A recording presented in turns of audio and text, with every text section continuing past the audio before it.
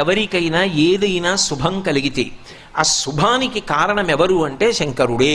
నేను చెప్పట్లేదు ఈ మాట, శాస్త్రములు చెప్పే. శుభములన్నీ కుప్పలు తెప్పలుగా ఆయన పాదముల దగ్గర పడి ఉంటాయిట.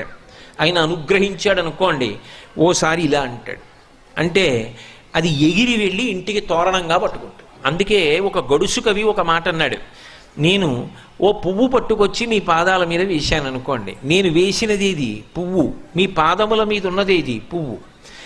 నేను ఒక పువ్వు పట్టుకెళ్ళి మల్లికార్జున లింగం మీద వేశాను అనుకోండి, పరమ ప్రేమతో వేశాను అనుకోండి, ఆ పువ్వు ఓ ఏడాది తర్వాత నా ఇంటి మనవడు. నేను ప్రేమతో వేసిన పువ్వు 2 ఏళ్ల తర్వాత నా ఇంట్లో మనవరాలు. నేను ప్రేమతో వేసిన పువ్వు నేను కట్టుకునే ఒక ఇల్లు. నేను వేసిన పువ్వు నాలో కలిగేటటువంటి భక్తి. నేను వేసిన పువ్వు ఏ వయస్సులో నాకు రావాలో